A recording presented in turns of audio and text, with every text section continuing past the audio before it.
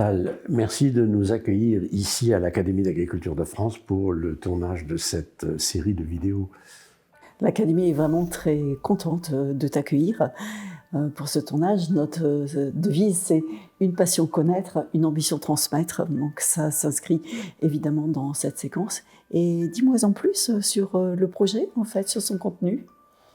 On tourne une série de vidéos sur l'histoire de la propriété foncière, mais dans un angle particulier qui est celui de la pluralité des droits. C'est la grosse difficulté pour les juristes et pour la société en général que d'affronter la définition des droits quand il y a des systèmes pluralistes. Donc c'est ça qu'on essaie de mettre en perspective historique. C'est un thème qui est excellent. On vient de sortir un rapport sur le foncier qui est issu d'un groupe de travail. Et ce débat qui est toujours actuel, l'inscrire dans une dynamique historique est vraiment un angle de vue qui intéresse beaucoup l'Académie. Et est-ce que tu peux justement nous dire quelques mots sur l'Académie ? Alors l'Académie, c'est une grande richesse parce que ce sont 500 personnes, des Français et des étrangers, pour avoir une dimension internationale. Ce sont des experts sur un champ très large, agriculture, alimentation, environnement, en essayant de faire le lien entre les trois. Les experts portent différents types de métiers. En fait, on a une bonne partie, et la moitié qui sont des scientifiques, mais on a aussi des fonctionnaires de l'État, des gestionnaires des espaces privés et publics, des agriculteurs. Et on met tous ces experts ensemble pour instaurer un débat collectif, pluriel et indépendant sur des grandes questions historiques et d'actualité. Et on produit des avis, des rapports, des séances publiques pour diffuser finalement ces débats. Notre intention n'est pas de prendre position, mais d'éclairer les grandes questions de société. Merci beaucoup.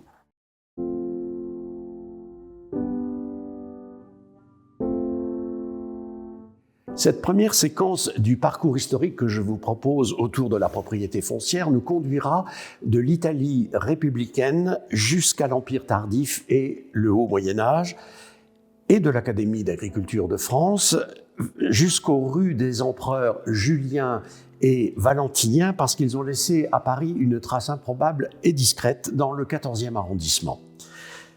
Ensuite, dans plusieurs vidéos, je vous inviterai à envisager l'histoire de la propriété de façon inhabituelle, parce que je mettrai à chaque fois la pluralité juridique en avant. En effet, les mondes anciens sont des mondes juridiques marqués par le pluralisme des droits et par le pluralisme des territoires, ce que je nomme la polyterritorialité. Tenter une histoire du droit foncier des sociétés anciennes ne peut pas se faire uniquement à partir du droit civil des Romains, car celui-ci est d'abord un droit communautaire, en ce sens que c'est le droit de la Rome conquérante, celui des colons romains. Il ne concerne donc que la vision romaine du monde, qui est une vision coloniale et impérialiste. Sur le terrain, la réalité du monde romain, c'est la coexistence des droits et des statuts différents, d'où la nécessité d'inventer des véhicules pour passer de l'un à l'autre. Par exemple, à Rome, le droit des gens, ou encore les décisions du prêteur. Mais à cela s'ajoutent d'autres dimensions du droit. Pour ne pas les oublier, je vous propose un outil pour mieux évaluer cette diversité. Un petit boîtier de 3 curseurs. En effet, pour toute société, il est avantageux de poser la question de la propriété en observant la position de chaque curseur. Le premier, c'est la propriété statutaire. Qui a le droit de posséder et dans quelles conditions possède-t-il ? Ce droit est-il réuni chez un seul ? Dans ce cas, il est exclusif des autres, ou bien est-il partagé ? Selon le cas, on déplacera le curseur dans un sens ou dans un autre. Le second curseur, c'est la propriété contractuelle. Les contrats, c'est ce que l'on appelle en droit le droit des obligations. C'est une espèce de mise en mouvement des biens par toutes sortes de transactions, des engagements, des montages, des ventes, des associations, des copropriétés, des coseigneuries, etc. Dans ce champ, on s'intéresse moins à celui qui a le droit, autrement dit qui est propriétaire, mais on répond beaucoup plus à la question suivante: qui a intérêt à faire ceci ou cela, notamment à exploiter la ressource foncière ? Toutes les sociétés anciennes sont riches de formes contractuelles très variées. Enfin, le troisième curseur, c'est la propriété territoriale. Aucune société ne possède un territoire absolument unifié du point de vue du droit. Toutes sont plus ou moins hétérogènes ou polyterritoriales. Par exemple, dans l'Empire romain, en Italie comme dans les provinces, le pouvoir romain installe un droit territorial, le droit des conditions agraires, qui répartit l'espace entre des droits et des juridictions différentes.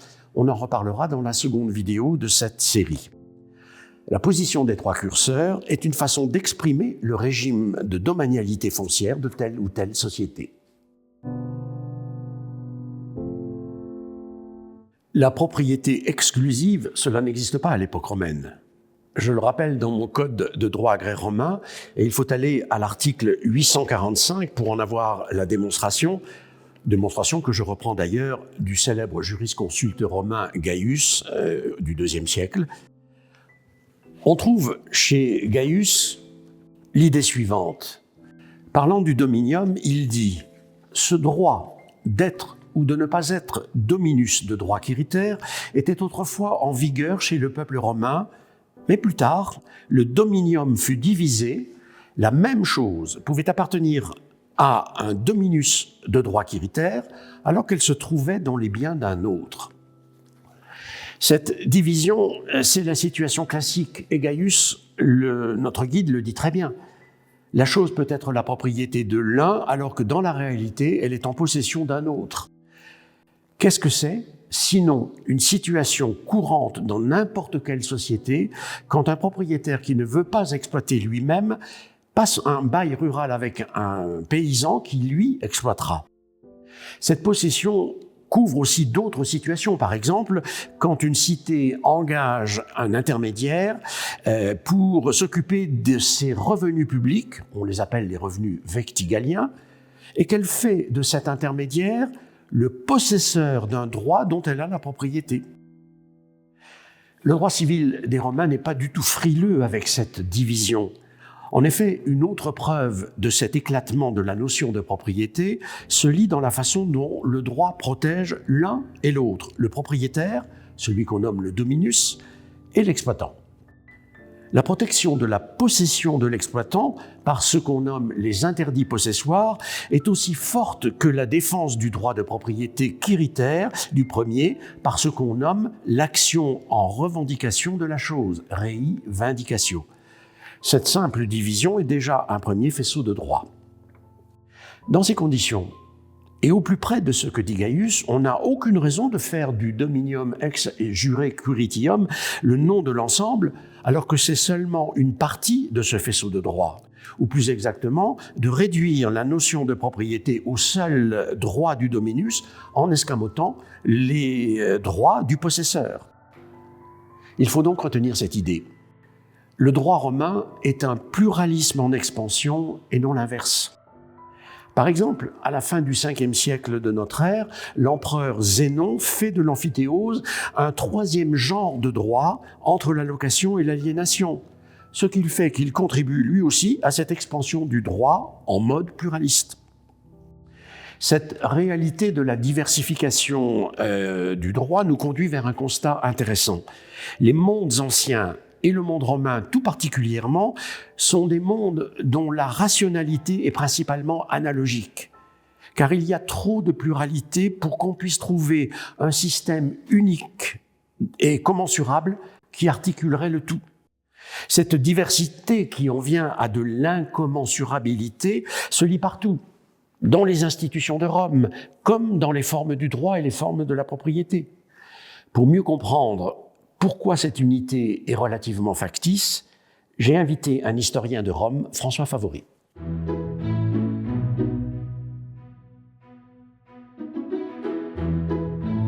François, quand on lit les textes antiques, Tite-Live, Cicéron, Pline l'Ancien par exemple, on est frappé par la diversité des noms des institutions romaines.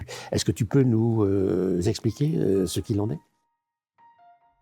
Moi, j'ai trouvé la trace de cette liste dans une inscription de l'époque césarienne qui concernait la définition des compétences des juridictions locales par rapport aux magistratures de Rome. Bien. Et on y trouve donc cité en premier l'oppidum, le municipium, le municipe, la colonie, la préfecture, le forum, le vicus, le conciliabulum, le castellum et le territorium. Donc ces noms désignent des cités, mais aussi des espaces qui organisent, dans ce cas-là, l'espace provincial de la Gaule cisalpine. C'est une loi qui concerne l'organisation de la Gaule cisalpine. Et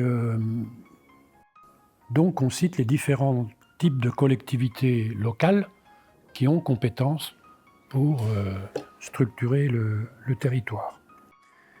Alors, très vite, la province de la Gaule cisalpine va cesser d'exister puisque la Gaule cisalpine va être attachée à l'Italie romaine. Bien. Mais ce qui est important, c'est que le dispositif des collectivités territoriales va continuer à fonctionner, entre autres dans le monde provincial, puisque l'Italie, elle connaît une sorte d'homogénéisation institutionnelle. C'est dans l'espace provincial qu'on voit continuer à fonctionner ces différents types de collectivités territoriales. Et par exemple, pour la Gaule méridionale, on connaît 3 exemples de forums. Forum Voconi dans le Var, Forum Domitii dans l'Hérault, Forum Néronis dans le Vaucluse. Et à chaque fois, le forum est accompagné du nom du magistrat qui l'a fondé. Donc, ce sont des collectivités qui continuent à fonctionner. Là, ce sont des espaces occupés par des citoyens romains, bien entendu. Par exemple, tu as fait une étude sur le vicus pour rappeler qu'on se trompe lorsqu'on veut en faire un mot un peu passe-partout qui désignerait n'importe quelle agglomération secondaire, alors que ça a une signification institutionnelle bien précise. C'est quelque chose de très français, ça. De faire, d'extrapoler comme ça a été le le cas sens. pour oppidum. Ah oui. Les gens pensaient qu'oppidum était une formulation celtique. C'est un nom romain qui désigne une collectivité romaine. Enfin, disons indigène ou romaine. Oui, vicus, moi j'ai plutôt tendance à y voir un dispositif institutionnel et plutôt qu'une appellation commode pour désigner n'importe quelle cité. Je crois que tu viens de nous donner la clé avec la présentation de ces institutions, tu viens de nous donner la clé de la différence des formes de la propriété qu'on peut en déduire. Tu sais que dans mon code de droit grec-romain, j'ai fait un tableau des formes de la propriété en Italie avec la loi agraire de 111 avant Jésus-Christ, et que j'ai pu montrer qu'il y avait au moins presque une vingtaine de formes différentes de propriété, parce que ça traduit justement ces différences entre le droit des personnes, entre le droit des territoires, et donc la nécessité d'adapter et d'avoir des formes différentes. Donc c'est un pluralisme poussé à un assez haut niveau.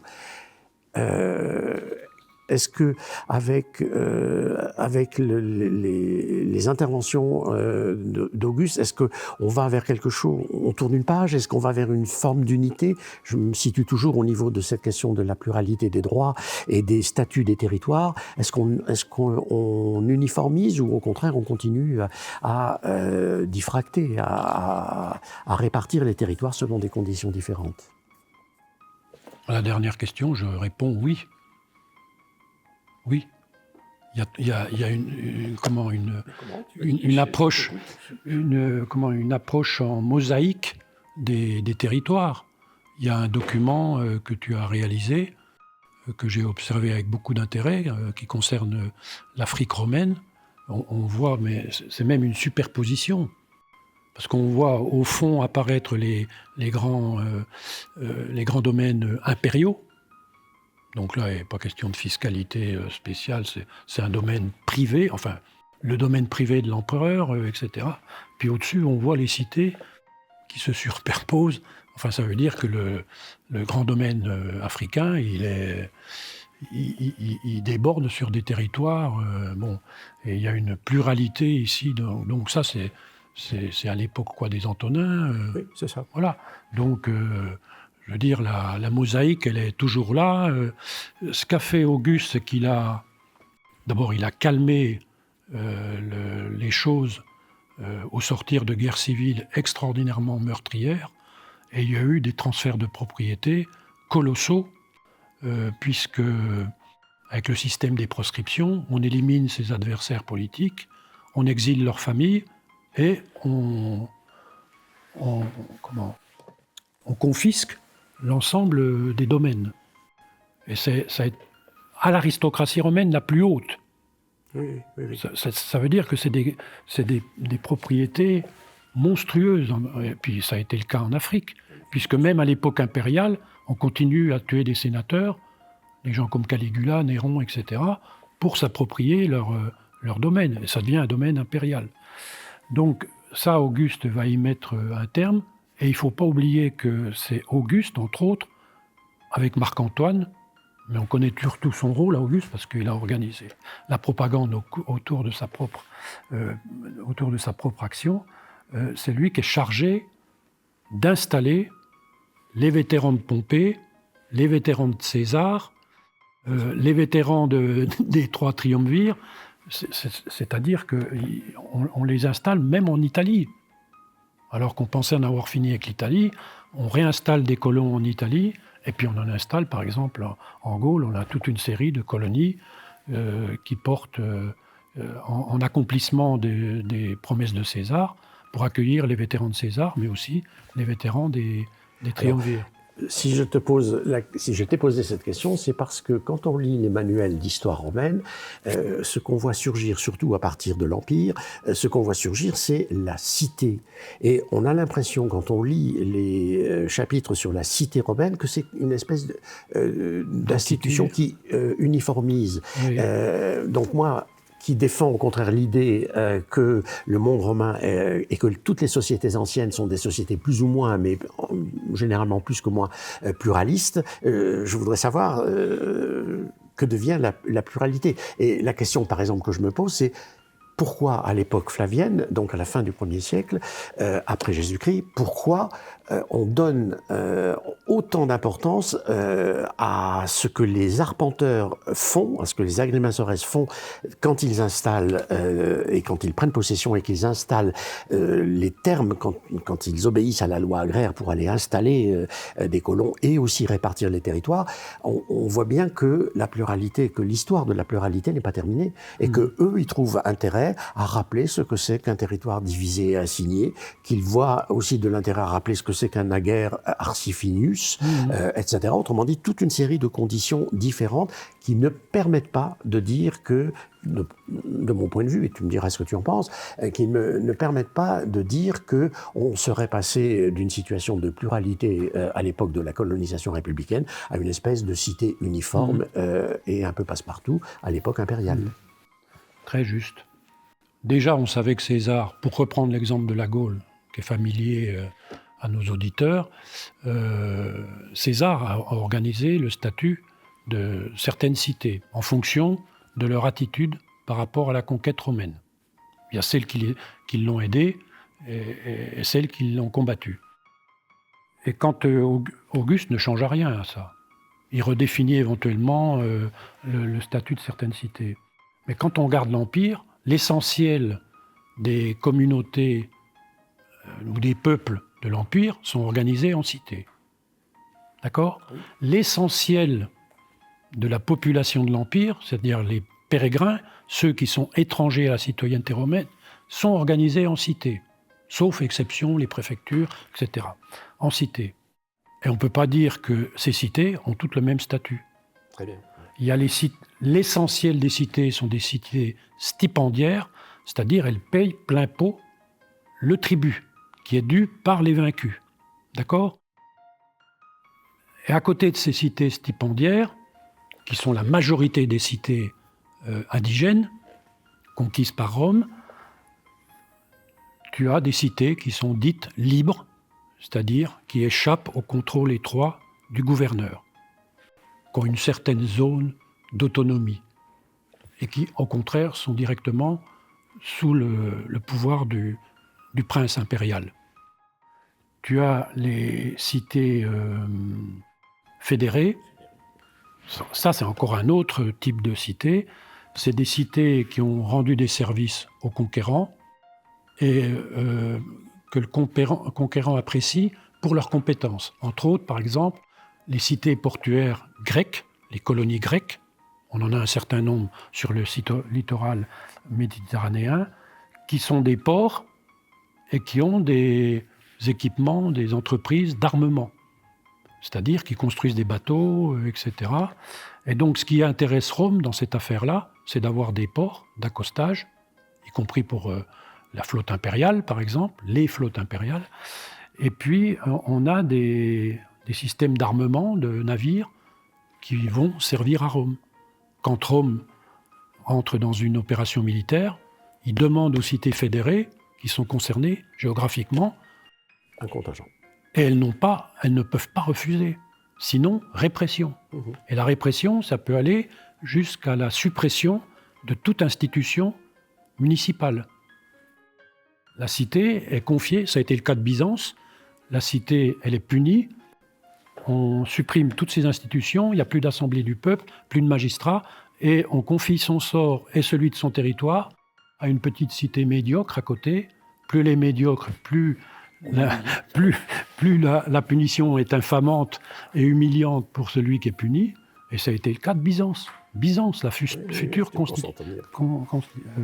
Constantinople. Et puis, il y a les cités dites immunes, donc toujours des cités indigènes, qui, elles, ne payent pas le tribut. Elles échappent à toute fiscalité. Alors celles-là, elles sont rares. Et on fait des efforts pour obtenir ce privilège. François, je te remercie et je conclurai en disant que grâce à ton intervention, on comprend mieux le fait qu'on ne peut pas parler de la propriété dans le monde romain si on ne mêle pas le statut des personnes, si on ne mêle pas le statut des cités, proprement dit, comme tu viens de l'expliquer, et si on ne mêle pas les répartitions de terres que les agrimensores étaient chargés d'appliquer sur le terrain en fonction de la loi agraire. Merci beaucoup.